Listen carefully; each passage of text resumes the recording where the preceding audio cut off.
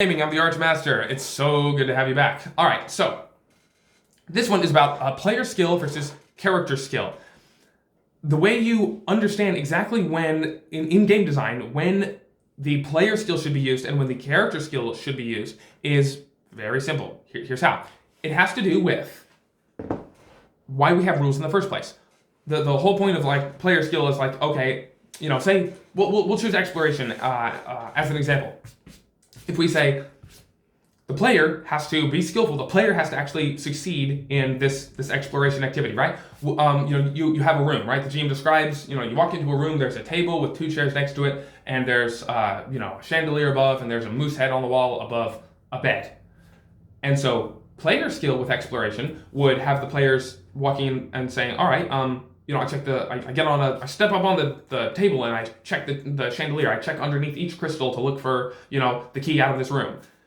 Or, once I check under the table, for the key. Like this, let's say they're all looking for a key. It's like I take the chair legs and I smash them in half and I'm looking around for stuff. Or I go to the bed and I lift up the pillows. Is there a key under there? No. I pull up the covers. I lift up the mattress and I look. Or, I go to the moose head on the wall. Is there anything odd about it? And it's like, no, just big glass eyes. It's clearly moose head. And he's like, I try to pull out the eyes. It's like, yeah, you pull out the eyes. They're just glass eyes. He's like, I tilt the moose head left. And it's like, yeah, you tilt it left and it opens and there's the key in a compartment. It's like, cool, right? That is player skill with exploration. The players decided what they were going to do, how they were going to explore this place. Character skill would gamify it. And when you walk in the room, you're like, cool, I searched the room for the key. And the GM says, all right, roll me investigation check. 20? Perfect. You go to the moose head and you push it to the left and you find the key, right? The first one was the player has to actually do it, player skill. The other one is character skill. The character just had to roll hot, right? So, which one of those is best? Should we have player skill or character skill? To answer that question, you have to know why we would have rules in the first place at all. The reason we have these rules in these games is to cover things that we don't actually know in real life. That's it. That's the whole reason. If you were to if you were to actually go out in real life on a real adventure, you wouldn't need any rules because you're really doing it, right? If you've never been on an adventure, if you actually don't know how to wield a sword and, slay manticores, then you need some kind of rules to fill in that gap of your experience. So when it comes to something like, combat, you have your exploration, combat, and social interaction. When it comes to something like combat, you absolutely need rules because you have a dearth of experience in that regard. You actually don't know. You can't be like, all right, GM, I take my sword and I swing it in a half circle and I hit him right on the neck. The GM's like, does that work? I don't know. I don't actually have the amount of experience to know if that would work. And likewise, you, a player, unless you're a swordsman, you don't know if that would work either. You need some sort of neutral arbiter between you to actually decide if that works. That's what the dice are. Here's your modifier. Here's your strength. We decide that mechanically, right? But that's not so with exploration.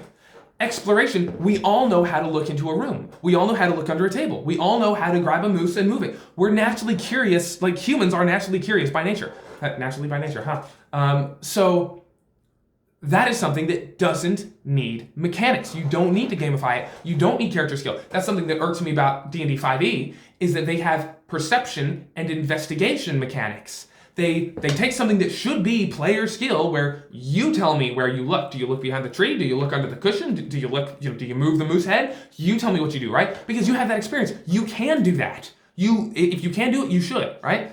So they take those and make them mechanized, and it takes the game away from you. That's part of the game that you should be playing. You should be exploring. And in a previous video, I talked about asking questions as the very basic of exploration, right? If you just say, all right, I searched the thing, what you're really saying is, I find the thing. That's boring. Absolutely lame, right? So taking that same principle that if you know how to do it in real life, if you have any sort of experience with it, then you should do it instead of it being moved to the mechanics of the game, right? If you actually had 4 players who got together and they were all actually real-life swordsmen and adventurers, then you wouldn't actually need any combat rules because they would all know exactly how it worked, right? The only reason we need combat rules is because we don't do combat, but we don't need exploration rules because we all explore. We all know how to explore, right? So if you switch over to social interaction, do we need rules for social interaction? Not really. We don't really need a lot.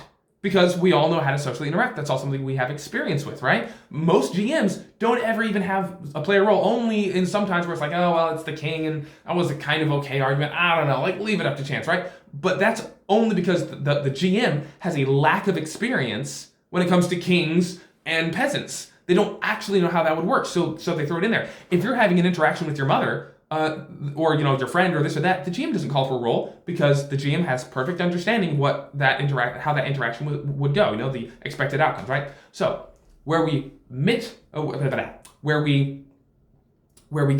the next thing is magic, right? I know magic isn't technically a pillar of D&D or a pillar of exploration, but magic is something that no one really knows in the real world, right? So magic has to be completely mechanized. You can't expect the player to have any sort of, player skill when it comes to magic, right? Like, all right, exactly what is the formula? The player would be like, dude, I don't know, I'm not a mage. Can I roll the dice? But combat, circling back to combat is kind of halfway, where we don't necessarily know how to, make a physical attack, and we don't necessarily know how to, do a parry maneuver.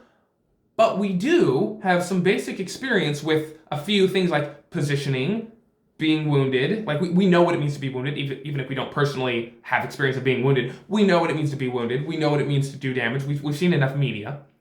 And we know what it means to take cover, to retreat, right? We know the stuff. So when it comes to combat, D&D says, hey, half of it is all mechanized. Like, the actually attacking and the defense, those are mechanized, because that one you have zero experience with. But there is a certain amount of burden on you as the player in combat, that there is a certain amount of player skill also required. Yeah, there's character skill, your attack rolls, your modifiers, but there's player skill. If you walk up to a horde of giants and just start attacking them and they all pummel you and you die, that wasn't the character's fault, that was your fault. There's a certain expectation of player skill even in combat, right? And it's the expectation is reasonable because the expectation relies on just real life experience of common sense. Like, oh, it's a giant. He probably does a lot more damage than I do. I can't take on 5 giants. I should run, right? That is something that we expect you to do, right? The idea that if you know how to do it, you should do it, and it shouldn't be pawned off onto your character. That's just a basic thing we all kind of innately understand, where, if a player's like, oh, GM, it's a cliff, right, I jump off the cliff. The GM wouldn't be like, oh, well, roll for it. He'd be like, okay, you jumped off the cliff, right? Like, we're not going to put that in the hands of the player, we're not going to put that in the hands of the character, we're going to put that in the hands of the player. We say, you should know better. You do know better, right? Same thing with combat tactics. The tactics of combat, we say, you know better, right? It's only the specifics of the actual attack rules, the attack rolls and stuff, where we say, you don't technically know better, go ahead and roll for it, right? And so that is my argument of why social interaction should have very few mechanics, if any. Exploration should have almost none.